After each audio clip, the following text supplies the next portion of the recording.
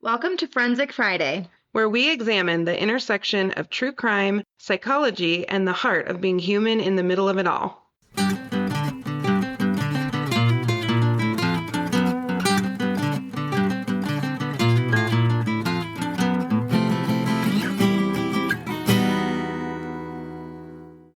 I'm going to just be super transparent. Yeah.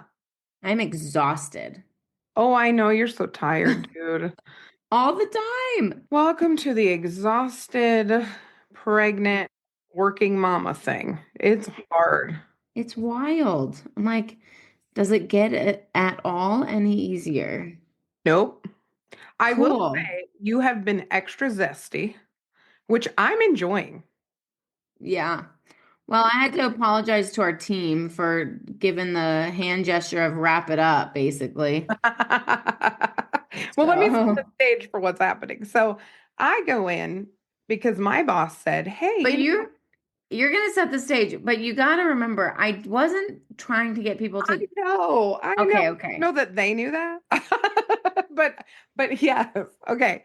So I decided, you know what? Our team, we just need a little time because I come in with all this energy and 8,000 ideas and I'm overwhelming. And my boss was like, you know what you need? Go in a little slower. So I was like, cool. We're gonna do check-ins like we do in group. We're just gonna check in, check on everybody. Natalie is hysterical. She's bringing in her lunch. She looks adorable, but she sits in the corner. She literally leans back from the table and she's looking at everybody and she's kind of like, can we focus? Can we listen? And then as everybody's going, if the topic's straying, she's doing their like wrap it up motion with her finger. It was hilarious. Yeah, it wasn't great. I loved it. The team was fine. They love you. You're not normally like this. You're just very pregnant. Oh, I'm pregnant. And, you know, I think that when our team, I'm pretty used to our team being like kind of all over the place. Oh And yeah. we still most of the time get everything done. Yeah.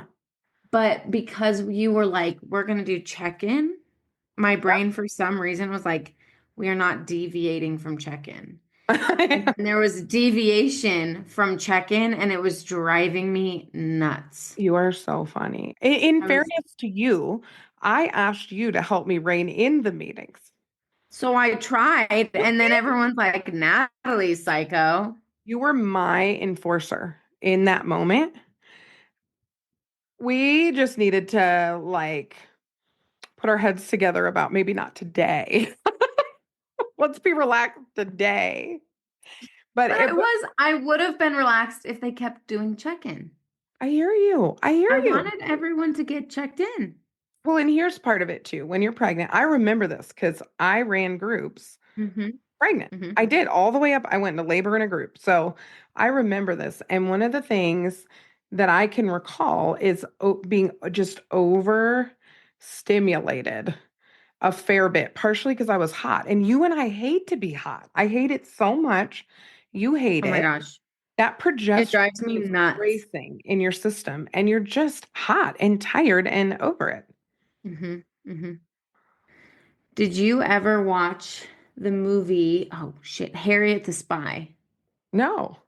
You didn't when we were children? Is it about a mouse? No, hold on. Oh my God. Oh no, I'm thinking of the rescuers down under. But also, if you didn't see that, that's insane. No, I've seen that, but not Harriet the Spy, you said? Yes, it's, oh my gosh. Oh, I cannot with This you. is an age thing. 96. I was 12. I was over it. It was still a great movie. I know, but I was 12. You were like 9. Okay. There's a big difference between 9 and 12. Well, okay. Well, anyway, What? Harriet the Spy with Rosie O'Donnell. Uh-huh. O'Donnell. I said her last name wrong. Oh, McDonald. Ro- Rosie O'Donnell. Uh-huh. It's like the staple movie. I can't believe you haven't seen it. I'm so disappointed. Hmm. Anyway, this chick Oh, sorry. named, it's okay. This girl woman named Michelle Trachtenberg died at the age of 39, and she was the what I She was in know. Gossip Girl. Okay, well, I watched her in Buffy the Vampire. Yes, also Buffy. Yeah, yeah, yeah. No, and She died. it said natural causes, something with Okay. her She liver. had liver failure. She had a liver transplant. And She so really young, 39, something like that. I like saw it pop up on my social media and I was like, I think that's Harriet the Spy. And Oh, so I looked it up and it was. she's a great little actress. I Little. She's know. 39, but like, I feel like part of my childhood died. yeah, I think there's gonna be more of that, Nat. I'm 40. This is Okay, terrible. well, here's the thing. If you listen to our closure episode, I already talked about like all the people who died in my life. I'm used to it at this point. That's That's true. terrible. That's That a is really terrible. terrible way to say that. It's a defense mechanism. I use I use really inappropriate humor to cope with my loss. Also, we're both therapists, so we have morbid senses of humor anyway. You have to. You have to. But Hmm. you learn. You just kind of learn over the years. It gets a little bit easier. Yeah. The older I'm getting, the more excited I am about what we do. Hmm. So we had a listener comment about how they can tell how much we care about what we're doing. And it means so much because it's the truth. So it's so nice when you guys send things that are encouraging. Hmm. You know, we love working with people and studying people. So I'm glad that's coming across in what we're putting out there. And we will do the case that you recommended. It's coming. Yes, it's coming. Well, I got a doozy for you today. You ready? Yes. I want to paint the picture for this case today. And this one I think hits a little close to home Hmm. because of the competitive sports that are involved. But also, I think it's kind of a universal experience as a parent that sometimes when our kids are doing something vulnerable, we feel like we're doing it with them. And Hmm. we have to do good differentiation work to be able to walk our kids through vulnerable things Yep. without taking it on. So that's Yeah. the lens. Okay. Okay. So we're going to talk about the pom pom mom, the Mm. murder for hire plot that Okay. happened in Texas. This went down in the 90s, early 90s, Hmm. and it was just big, big, big, big news. Hmm. So, Nat, my first question for you is tell me about your dance career. Hmm. First of all, did you ever watch Dance Moms? Yes. I had an obsession with Dance Moms. Who was your favorite dance mom and least favorite dance Oh, mom? I didn't watch it that closely. Okay, I liked Kelly. Okay. Okay. Did not like Melissa. She was the mom Okay. of Maddie and the sister who are so cute. She Okay. was not my favorite. Obviously, Abby's an abomination in terms of how she treats little humans. Right. But I'm curious what your experience was like as a competitive dancer and how did you navigate that world? I don't feel like I feel like at the time I didn't think there was anything weird about it. Hmm. Also, I grew up in a small town and that's where my dance career started. Yeah. So I don't think the dance moms were as insane as they were when I got older. But when I was older, there was less of the moms behind stage because Mm. we were like in high school. So you didn't have quite as much of the dance mom primping her 8-year-old situation. No, I mean, we wore the crazy makeup and the blue eyeshadow and all that stuff back then when I was little, but it wasn't like moms like killing each other or Yeah. super insane with their kids. How long did you dance competitively? How old were you when you stopped? Oh gosh. Well, I went to college and danced for Western State, which is like, this sounds so terrible. The women were phenomenal, humans. The dance team was not that good. I was like captain my freshman year because I was the only actual, no, I wasn't the only actual dancer. I was the only, I think I was one of the only dancers who had a genuine dancing background in Yeah. college. A lot of them were Poms, and then some of them just had never danced and made the team, and it was just wild. That actually sounds really fun in a weird way. It Like was now a, as a grown up, that sounds kind of fun. that was kind of a shit show. Not fun if But you're a dancer though, because you probably, I yeah, mean, you're supposed to like look together and all Yeah, that and we didn't. stuff. We never looked together. But I would say like my competitive dancing career ended in high school Yeah. I because I guess was on for a a lot of company people. team. Yeah. Yeah. Yeah, I was on a company team and we competed all the time and yeah, it was rough. I would say like moms were less of a concern as the girls were. The girls were just hard Mm. and rude, and the coaches were just like the girls, you know? Well, I did competitive cheer. Mhm. So I didn't do all-star. All-star cheer is a whole nother animal. So I Yeah. cheered in high school. I was always the captain. I think I wasn't the captain my freshman year. That was it. I was the captain the rest. I was the alternate my freshman year. Okay. This is always how I do things. I start in right field and I end up at shortstop. Like this is just how I do things. I'm never just innately good at something. That's not how I roll. I Yeah. usually go in there like mid to low in terms of how good I am at something, and then I just work and work and work at it. That is what I do. Right. So I ended up being the captain then for the rest of my time. But I had a really interesting experience because my coach is still a mentor and friend of mine, and I love her so much, Mary Lou. Hmm. And I'm going to see her next week, and I'm very excited. I love her so much.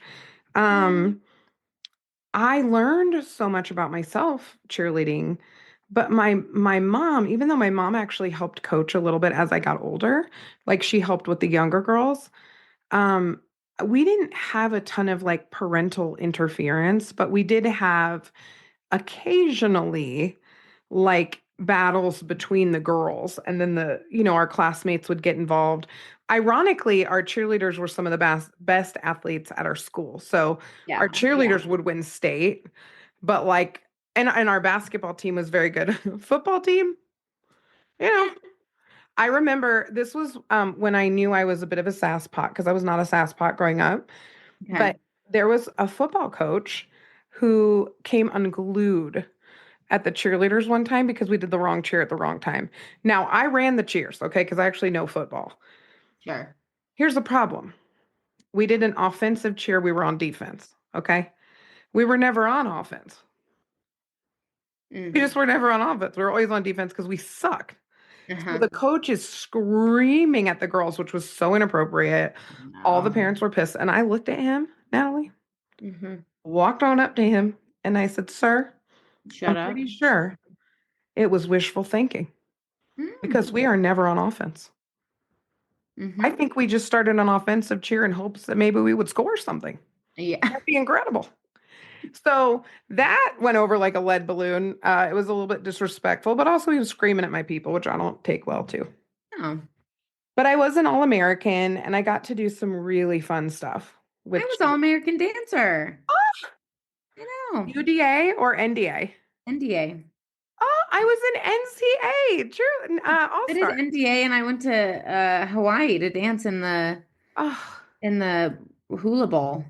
I almost went to the Orange Bowl. I could have That's cheered cool. there, but we had so much going on. I just couldn't pull it Yeah. off. And it Yeah, was yeah. expensive. Yeah, I went to the hula bowl in Hawaii. The coolest memory that I have is I won the leadership award, which meant I could have been on staff. Well, that's cool. And knowing me how like special that is because I think I was just starting to really establish some of those things that I now have in my life. But out of the entire camp, they picked me, which was funny because I actually had disagreed with one of the instructors about something they were asking us to do because people were getting hurt and stuff. But they ended up seeing that as leadership. It was very cool. So I got acknowledged That's awesome. in front of everybody. So it was a confidence booster. Yeah. Now, all that being said, good kids. The cheerleaders weren't nasty. It was like a really good situation. Yeah. But when I was in college, my freshman year, I get a random AIM message, right? An instant Hmm. message, AOL. And it was like, I never got to be a cheerleader and your mom cheated by putting you on the team and like all this insane stuff.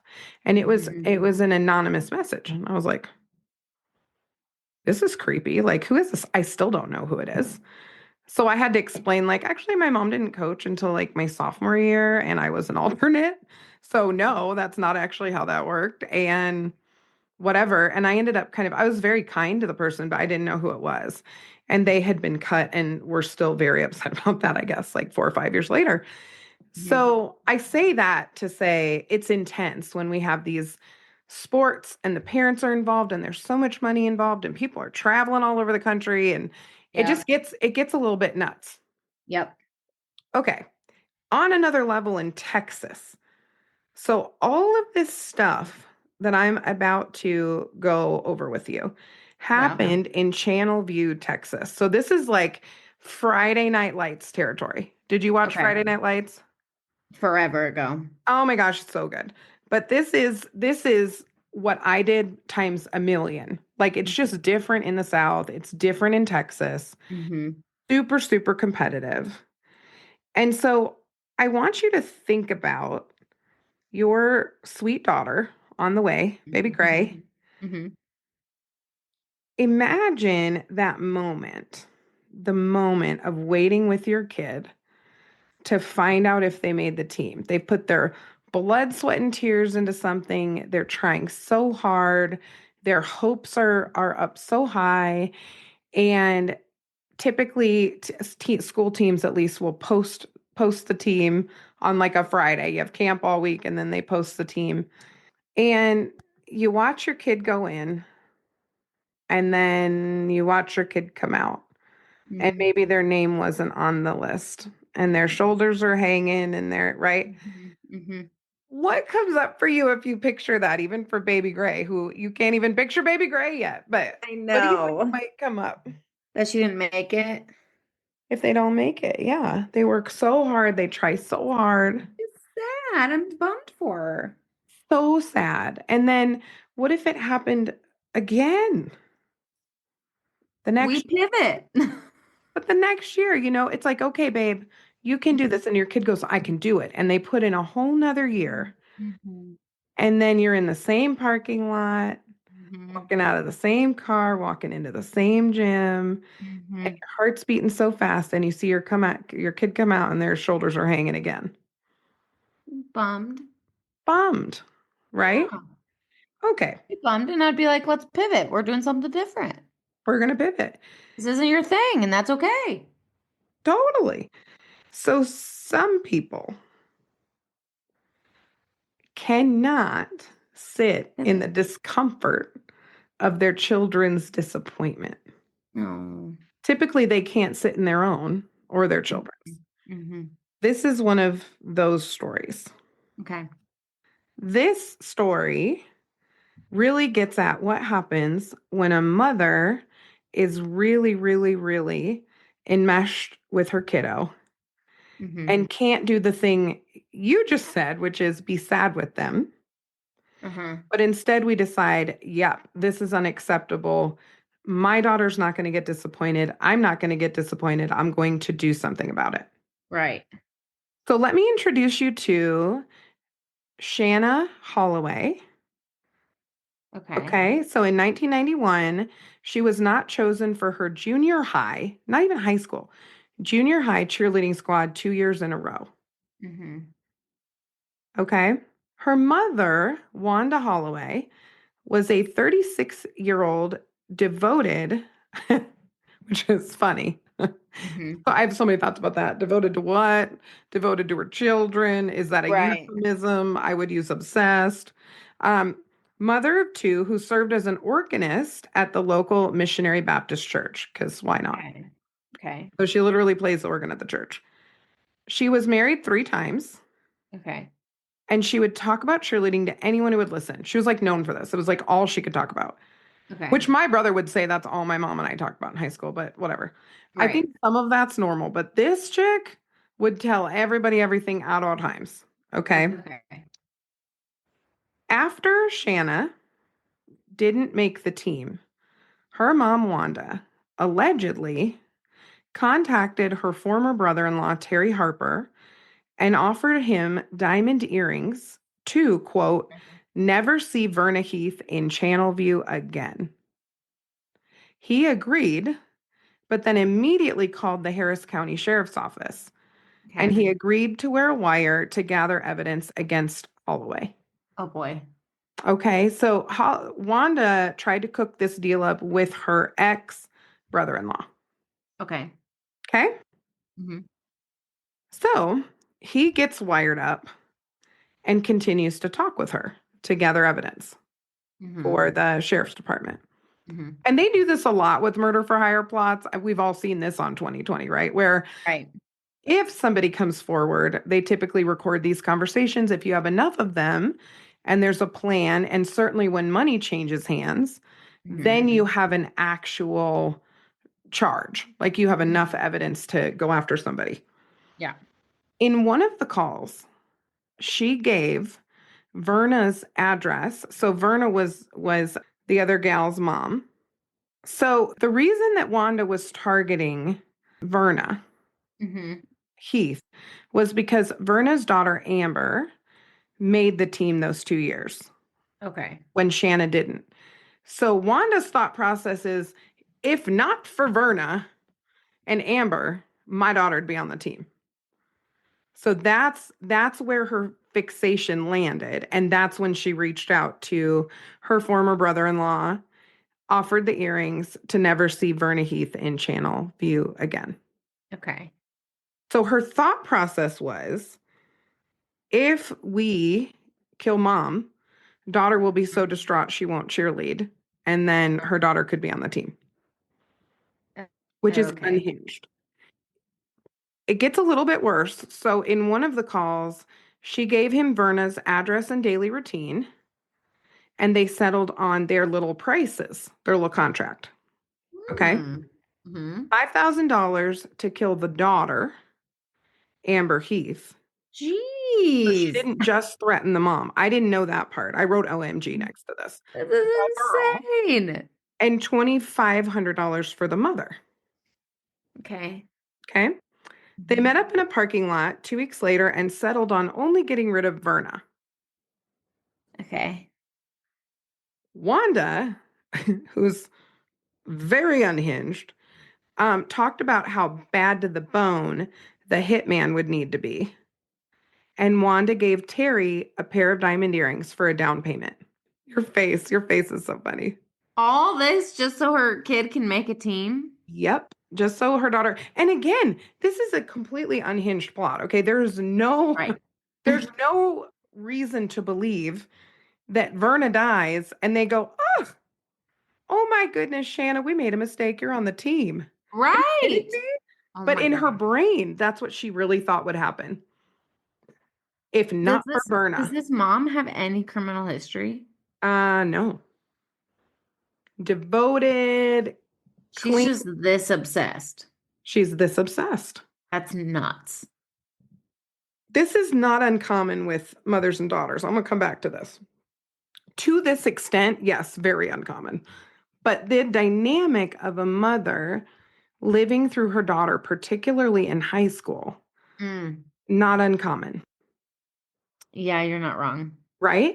Yeah, you're This is not just wrong. that to the extreme, Yeah, to right? an insane insanity. Exactly. Hmm. So she gets picked up because typically once money changes hands, then it's like, okay, you literally just tried to pay somebody to kill this woman, Right. right? The most damning evidence in the trial were the recorded conversations.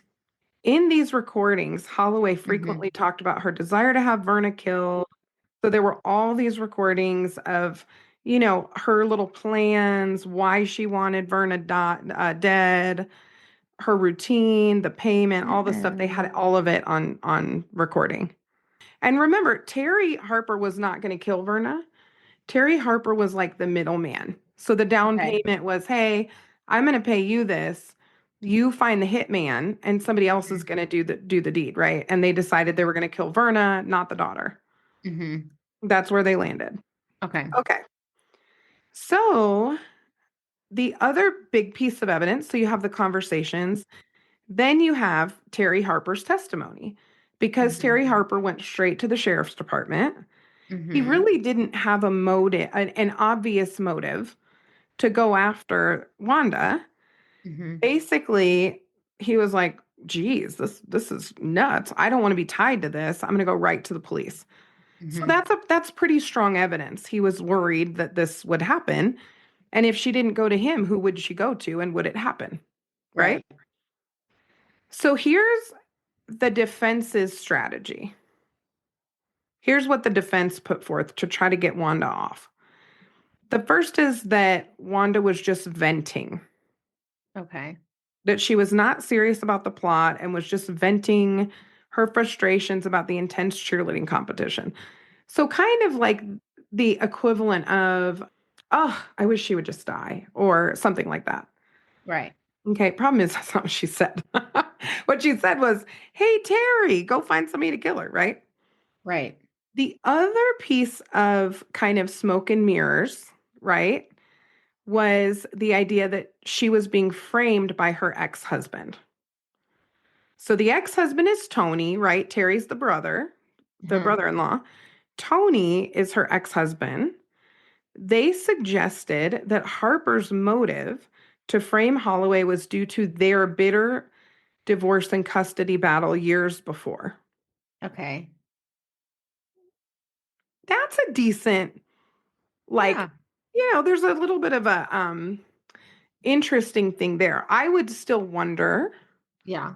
She said the things on the tape, period. So, I mean, Right. you still are like, hey, girl, like you took that. I don't know. You can't force someone to say something, No. Oh right? my But I gosh. can understand that being a little bit Woman is unhinged a she's little. unhinged, but I can understand that being a little whatever.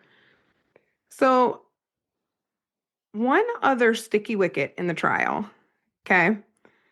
Terry's estranged wife. So, both these people have been married a fair bit. Okay. Terry's estranged wife, Marla LaRue Harper, claimed that he beat her to keep her from revealing that he was trying to get Wanda to say things so his brother could get custody of the children, which is pretty, I mean, that's pretty damning from Marla LaRue. And that's a potential Well, that's insane. additional factor.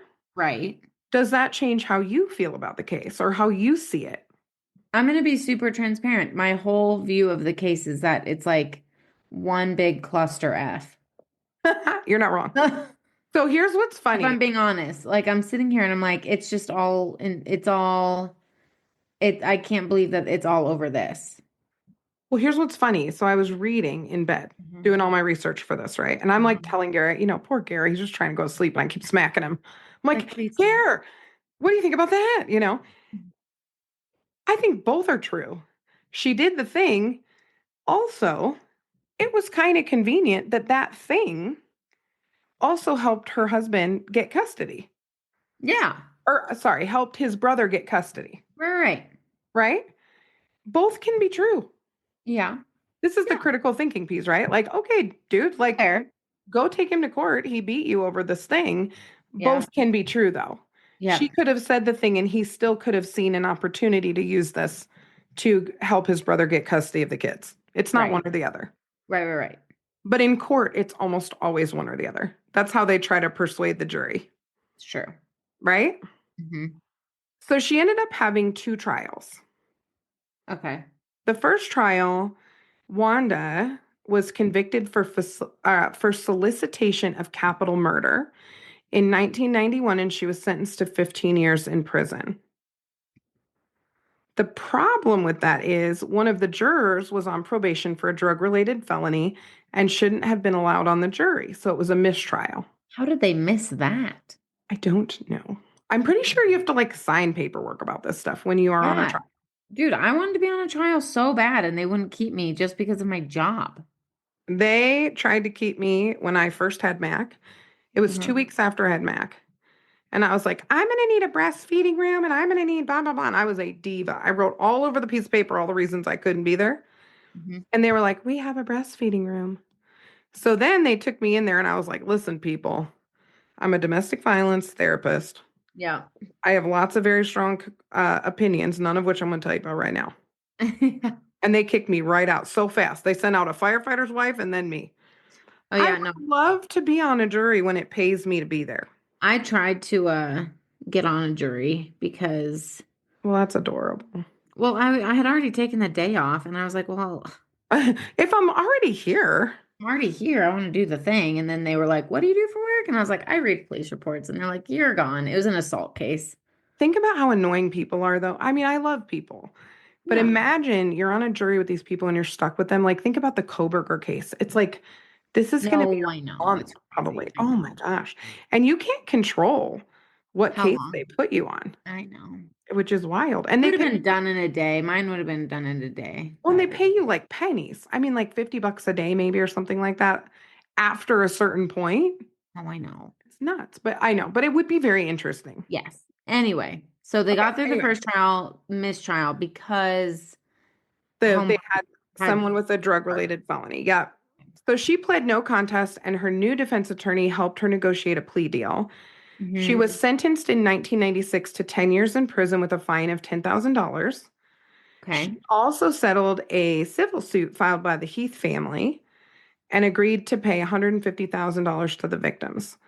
The court gave 70,000 of it to Verna and her husband, while 30,000 went to the children of Verna, and then 50,000 paid for all the legal expenses. Okay.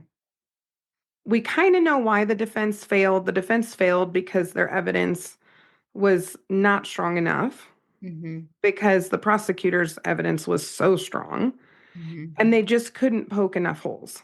They just couldn't Hmm. poke enough holes. They tried real hard, but they couldn't poke enough holes.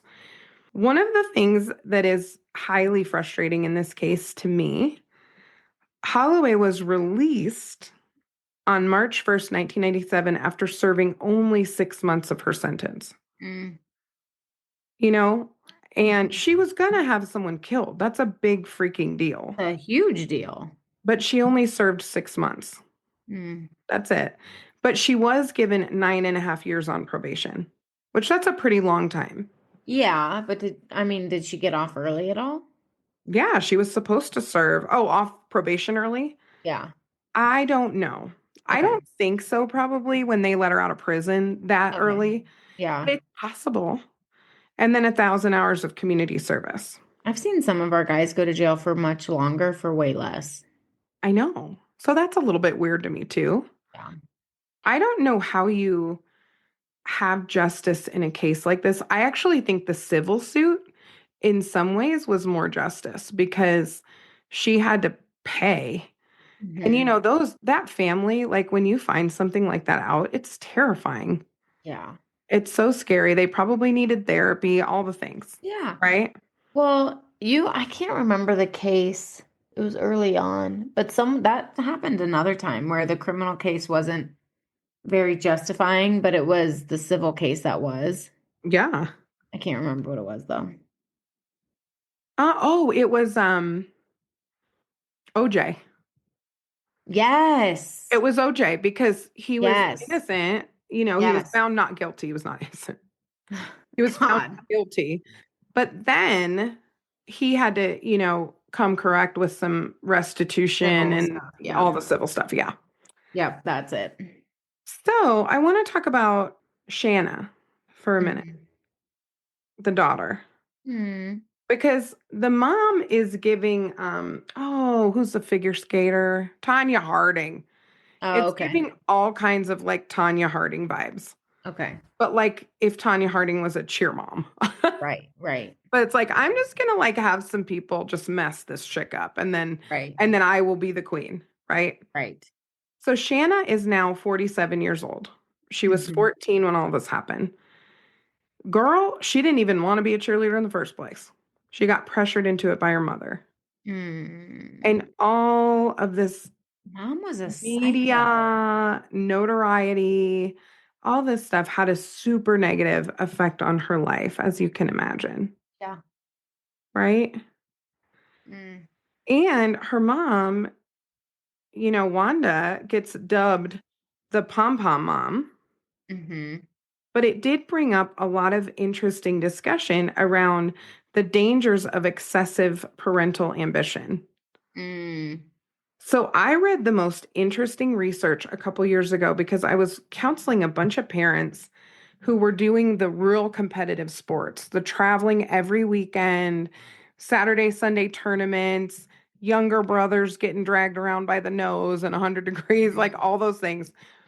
I really looked into the impact of that over time.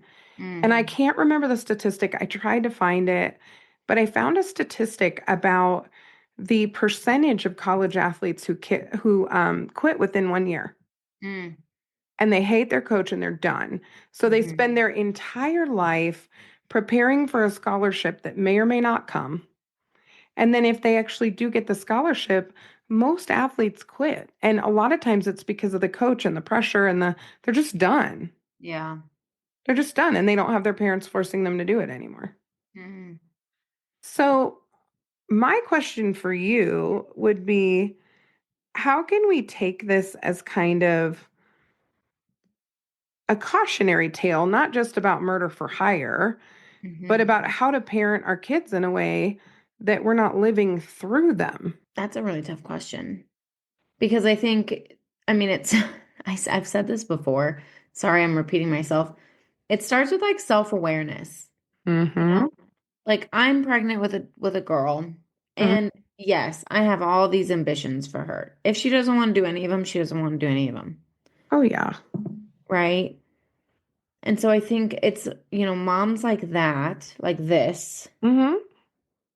who have zero self-awareness, who want their daughters to be what they couldn't be. Yep. Like it sounds like she just wasn't a popular kid, so she's just making her daughter fulfill this role. Yeah. Like she might have not, I can't remember if you said she was on cheer herself, but it just sounds like she wasn't as successful as she is pushing her daughter to be. Does that make sense? Makes total sense. And I think when we talk about like Brene Brown and the shitty first draft, which is totally an episode we need to do, Hmm. whenever things happen, our brain starts to ruminate on why. We want to understand why, we want to whatever. And most people find a way, especially as they grow up, to Hmm. challenge their thinking, manage their thinking, phone a friend, like in our astronaut episode, maybe, go have margarita and a chips with your girlfriend and they look at you and go, Yeah. "Yeah, you're not thinking right about this, right?" Yeah. Yeah. I think she was just down delusion alley and cooked up this big idea in her head about the unfairness of this, how this was happening, and then concocted this insane scheme thinking, oh, they'll put her on the team. And the truth is, Yep. her daughter didn't even want to cheer. And second of all, she could have been 10th off the list. Hmm. We don't know where she was. Hmm. We Yep. really don't know. Like, she could have literally done this and not had anything come of it. Yep. Nobody checked her. And so I also have theories about friendships and oh gosh, we got to do Johari window someday too. I Just love that one. just not getting feedback, not getting Right. feedback from people around you when your thinking starts to get goofed up. If it's all she'll talk about, do you have a girlfriend that cares about you enough to say like, you got to shut up about this. I can't listen to it anymore. Yeah. Or like, You dude, got a you problem. sound insane. Or even Yeah. something as tender as, let's say you became a crazy dance mom. I love you enough to say, hey, Nat, honey, Gray is so cute and she's just the sweetest little dancer, but she doesn't like what she's doing. Look at her face. I don't think Right. she likes this very much. And it would probably be a real hard, you would never do this, but it would probably be a real hard conversation. But I love you and that kid enough that I Hmm. might say that. And I would hope you do the same with Mac. Hmm. Oh Lord, I already have to do this with Mac because Mac's like, Well, Mac will call you out. he will totally listen. The child has nothing but confidence. Yeah. No, He's so confident. he's already called you out on Oh things yeah, which is just 100%. hilarious. Oh, I love it so much. But I have a tendency, even with Mac, to try to instill my competitive instinct in him because I'm worried that he's not going to have enough um, inherent competitiveness to succeed sometimes in Yeah. things. Yeah. When the really ironic thing about that is the thing I value most about my husband, actually, at the end of the day, is Hmm. his peace. Hmm. He's peaceful. The thing that makes my life good is that my husband is peaceful and my son is peaceful. He's Hmm. peaceful and he's confident and he's happy every day. I mean, that really is Yep. just who I have as a Yeah. child. So I can go down my own rabbit hole of trying to make him me, which would be a terrible idea because he's great as he is. Mm-hmm. Every parent is going to do that to a degree. It's, do Yeah. you have a partner and friends? And do Mm-hmm. you instill enough identity and help your kid develop an identity enough that they can look at you and go, I don't want Mm-hmm. to do that. Yeah. And you stop. Yep. He just quit jujitsu because some girl had a little bit of a crush on him and she wanted to fight him all the time. And he didn't want to fight this little girl. Aw. He really didn't want to fight her. She was little, and Nat, she just wanted to climb all over him. And I was not super excited about this either. It was a lot. And Yeah. Mac was like, I don't really like this anymore. Like he's getting big enough to where he doesn't want to be throwing girls around. That feels weird. Yeah. And Yeah. he's so big and he's such a gentle giant, right? Mm. We let him quit. I'm not going to make him do jujitsu for the next 10 years just because he did it for No. 2. You know what I mean? Right. Right. It's just silly. Yeah. That's hard though. I'll be honest, I'm pretty competitive too. Pretty. Pretty, okay. Um, We're both hella competitive. yeah. And my husband's not. Mm, And I think I will have a hard time with that. I'm gonna have to be mindful of what I project because I won't be insane like this mom. Like if she really no, does, of course not. that's nuts. And also here's the other thing, like even if my kid really wants to do something, but Yeah. they just don't have it, Yeah. I'm not gonna I'm not gonna No. encourage them to keep trying something that they just don't have. Yeah, you gotta let him be at some point, or you do Well, you damage. gotta let them be, and you gotta tell them the truth. Like, you It's know, not happening. here's the thing. If I was like, you know what? I want to be a famous singer. Like American Idol. Like, I want to be like Carrie Underwood on American Idol. Oh, 100%. My parents would be doing me a disservice if they Yeah. said, you know what? You try. Oh, Because I can't oh. sing. You know what's funny? I can't I, sing to save my life. I can sing a little bit. I'm like background singer status. I have decent pitch. Not a Mm-hmm. solo artist by any stretch of the imagination. Okay, I should Mm-hmm. never be singing a solo. But I can like sort of make it work occasionally. Okay. Mm-hmm. I remember when American Idol first came out, and I was like, oh my gosh, there are people in their 20s. Nobody ever told them they can't sing. Nobody. Mm-hmm. Nobody ever told them. I That know. self-awareness piece is like super important. Mm-hmm. Or you're gonna get your little world rocked, you I know? know. I will help you with this because I'm 10 years ahead in terms of raising a child. Mm-hmm. Also, I have friends who are 10 years ahead of me raising Mm-hmm. children who help Mm-hmm. me all the time with stuff like this. Yep. It truly does take a village, you Yep. know? Yep. But this mom needed somebody to say, "Hey man, you're in this more."